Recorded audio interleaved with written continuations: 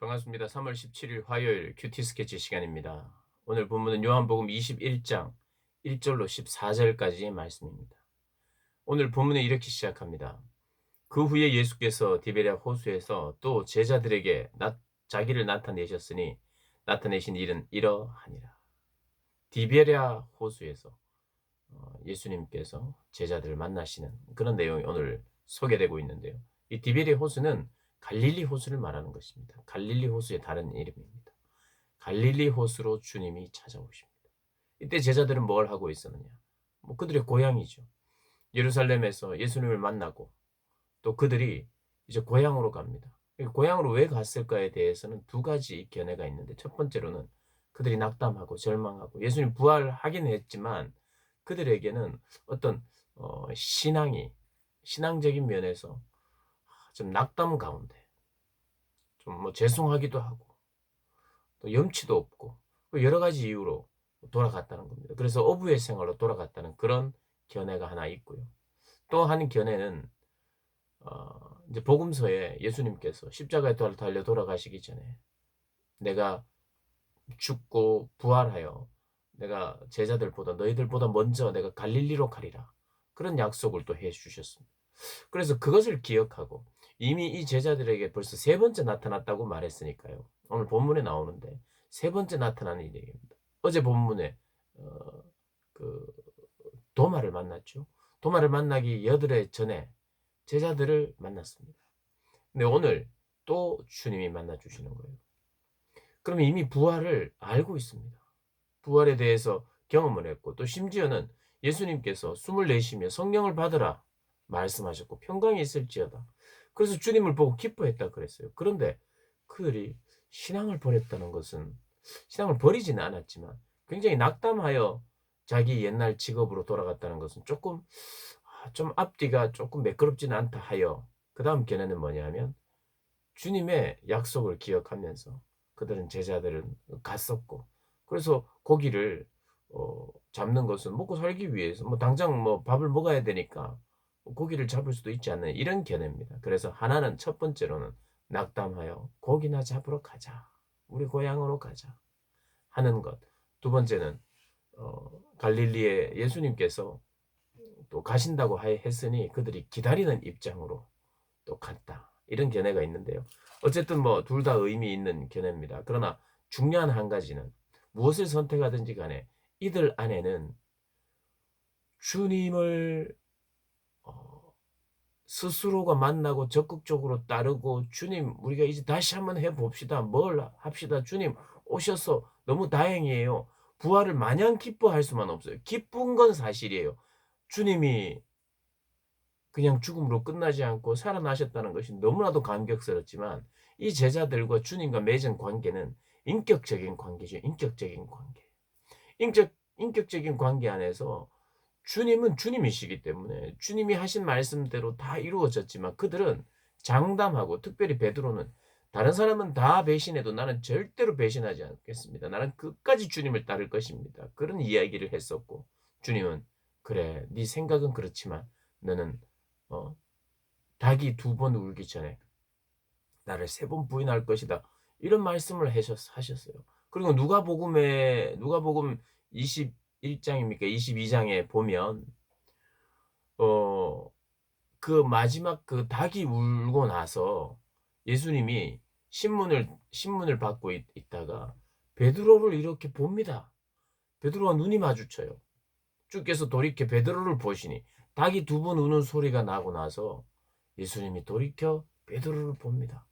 베드로는 그때 무엇을 하고 있었냐면 숯불에 이 추워서 숯불에 손을 쬐면서 다른 사람들에게 "난 절대 예수를 모른다." 나는 그 사람을 오히려 저주하면서 욕하면서 예수님을 모른다고 부인하다가 닭 소리가 들리자 자기도 본능적으로 예수님의 말씀을 기억하여 예수님을 봤고 예수님도 그 닭 소리를 듣자 베드로를 봤습니다. 두 사람의 눈이 마주쳤어요. 여러분 인격적인 관계예요. 그의 스승이었으며 3 년을 함께 동고동락을 했습니다. 한없는 사랑으로 함께해 주신 예수님.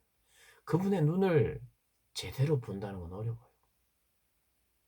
해결되지 않은 인격적인 관계 안에서 참 해결되지 않은 그 죄송함과 정죄감과, 그래서 사실 닭소리만 들어도 그에게는 큰 아픔입니다. 그래서 근데 오늘 본문을 보면 굉장히 예전에 주님과의 만남의 어떤 추억이 재현이 되고 있어요. 뭐냐 하면 갈릴리 바닷가는 처음 예수님을 만난 곳이잖아요. 갈릴리 호수죠, 호수. 바닷가처럼 너무 크기 때문에 갈릴리 바다라고도 말하는데 호수입니다, 호수. 갈릴리 호수에 주님이 제일 먼저 제자들을 만났던 곳 아닙니까? 내가 너를 베드로를 향해서 너를 사람이 낚는 어부가 되게 하겠다, 그렇게 말씀하셨던 곳. 그곳에 주님이 다시 오시고 제자들과 다시 만납니다. 밤새도록 헛수고를 하고 있고 고기 한 마리 잡을 수 없었던 초창기의 만남도 마찬가지입니다. 그때 주님이 오셔서 깊은 데로 가서 그물을 던지라, 그래서 또 수많은 물고기를 잡았던 그 기억들 하면서 역시 예전이나 지금이나 주님 없으면 우리가 뭔가를 할 수 없구나를 다시 한번 깨닫게 되는 그 미안함이 더 깊어지는 거죠. 옛날이 더 생각나는 거죠. 제자들에게, 특별히 베드로에게 헛수고만 했는데 주님이 누군가가 말씀하시니까, 그때는 주님인 줄 몰랐어요. 바닷가에서 고기가 잡히느냐, 오른편에 고기 그물을 던져보라. 그래서 153마리가 잡혔습니다. 그때쯤 되자 요한이 베드로에게 주님이시다 이렇게 이야기합니다. 이게 베드로는 이미 여기 이제 본문 이 요한복음 안에서 요한복음의 저자기도 하고 계속해서 자기를 표현을 어떻게 하냐면 예수님이 사랑하시는 제자라고 표현합니다. 근데 요한은 보니까 이미 영적인 성숙도가 가장 앞섰던 것 같아요. 뭐 그것은 본문이 말하고 있어요.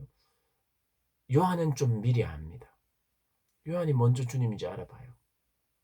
가만히 보면 요한은 끝까지 십자가상까지, 십자가에서 주님이 돌아가시는 것을 목격하고 그 아래에 있었어요. 요한이 배신 안 했다는 것은 아닙니다. 제자들이 다 떠났다는 하는 내용, 잠시 떠났다가 다시 온 것 같아요. 요한은 끝까지 한 번도 떠나지 않고 있지는 않았던 것 같아요. 베드로는 주님과 마지막 눈맞춤을 하고 통곡하며 돌아가서 무덤에서 없어졌다는 이야기를 할 때 나타났습니다. 그는 한없는 그런 자기 자신에 대한 그 주님에 대한 배반감 때문에 너무나도 이 멘탈이 이게 붕괴되어 있었을 것입니다. 근데 주님이 부활하신 것 때문에 기쁘긴 했지만 아직 해결되지 않은 게 있죠. 인격적인 관계 안에서는 그 주님과 마지막 눈맞춤을 했던 그것으로 인해 주님께 눈을 들고 제대로 보지 못하는 것. 보긴 봤죠. 보긴 보고 사람을 만나면 눈을 받겠지만 해결되지 않는 그걸 위해서 주님이 오늘 그걸 해결하시러 오셨어요. 근데 그 해결 방법이 뭐냐 하면 이놈들 뭐 그럴 수도 있어 임마 하면서 엉덩이를 툭툭 치고 이러는 게 아니고 주님이 식사를 준비합니다. 옛날을 다 생각나게, 주님의 연출이 여기에 있어요. 옛날에 생각나게 하고 또 숯불을 또 피워 놓습니다. 추우니까 그랬겠지만 이게 주님의 의도가 있어요. 그의 수치죠. 숯불을 쬐는 그의 수치. 숯불을 쬐 때마다 베드로는 그 미안함이 더 커졌겠죠. 근데 주님이 숯불을 너도 한번 당해봐라 이게 아니죠. 그리고 생선을 구워서 떡도 주면서 그렇게 주님이 찾아오셔서 제자들을 초대한 겁니다. 식사를 준비해 놓고 식사하면서 무슨 회의하고 무슨 뭐 사명을 주고 이것 때문이 아니라 얘들아 하면서 옛날을 생각하게 하고, 그러면서 이 갈릴리가 다시 회복의 자리, 다시 시작하는 시작의 자리, 그리고 주님이 새롭게 기회를 주시며 사명을 주시는 자리가 되고 있는 것입니다.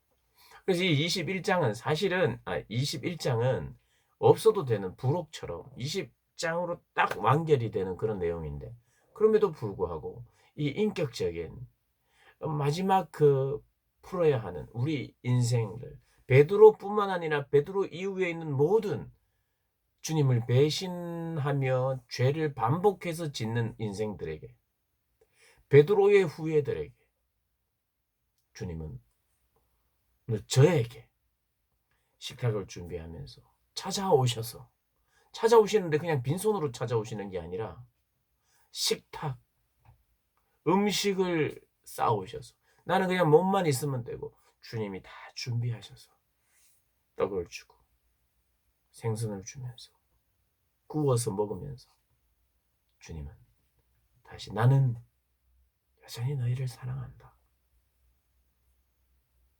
너희들을 안다. 나는 언제나 이렇게 찾아올 것이다. 또 우리를 그렇게 초대해 주세요. 찾아오시고 초대하시는 예수님. 그래서 내일 본문에 나오겠지만 우리에게 묻습니다. 나를 사랑하느냐? 사랑하느냐? 묻습니다. 그리고 주님을 도저히 볼 염치가 없는 우리를 눈을 들어 나를 보라고 말씀하십니다. 여러분, 인격적인 관계는 이런 거예요. 용서받았으니까 고개 푹 숙이고 내 죄를 생각하면서 고개 푹 숙이고 주님 말씀하시면 항상 미안하고, 뭐 기쁜 말씀을 하셔도 내가 마음껏 웃지 못하고 그냥 눈치 보고 죄송한. 여러분, 누군가에게 죄를 짓고 또 짓고 또 지으면 내 감정을 그 사람 앞에서 제대로 표현하는 것은 또 죄예요, 죄. 우리가 느끼는 건 그렇습니다. 여러분들 혹시 그런 경험을 해보신 적이 있는지 모르겠는데 그것은 우리가 경험하긴 해요. 부모와 자식 사이에서. 왜냐하면 자식들은 부모에게 자기가 다 안단 말이에요. 부모에게 반복해서 실망시키기도 하고 죄를 짓기도 하죠. 부모님도 속이 상하지만, 그러나 그래서 사실 어떤 죄가 있고 죄송함이 계속 우리 안에, 우리가 잘 못하니까, 자식들이 잘 못하니까 가득 차 있으면 감정 표현이 부자연스럽습니다. 기뻐할 수도 없고 좋아할 수도 없고,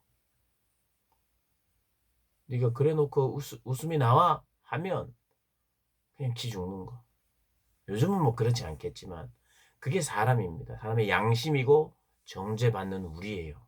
주님 앞에서도 인격적인 관계를 맺었다면 주님께 드렸던 기도, 주님께 했던 말씀, 주님께 감사하면서 다시는 제가 죄를 저 중심으로 살지 않겠습니다. 죄를 짓지 않겠습니다. 하지만 반복되고 작심삼일이기도 한 우리 자신을 보면서 주님 앞에서 주님의 눈을 보지 못하는 게 정상이죠.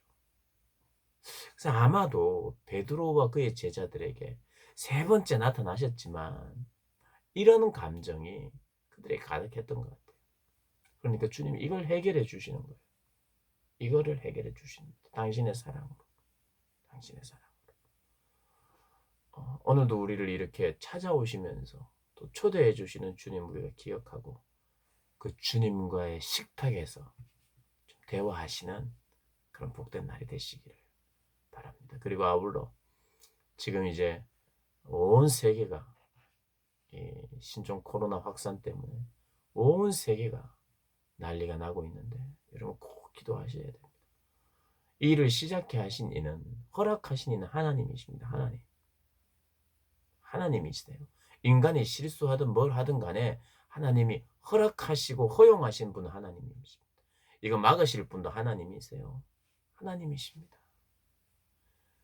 의학적인 그런 개발도 필요하고 연구도 필요하고 하나님이 그것을 통해서 또 개발하시겠지만, 하나님이 온 자연과 만물을 창조하시고 말씀 한마디로 창조하신 그 하나님이 이 대기를 움직이시고 이 지구의 환경을 좀 하나님께서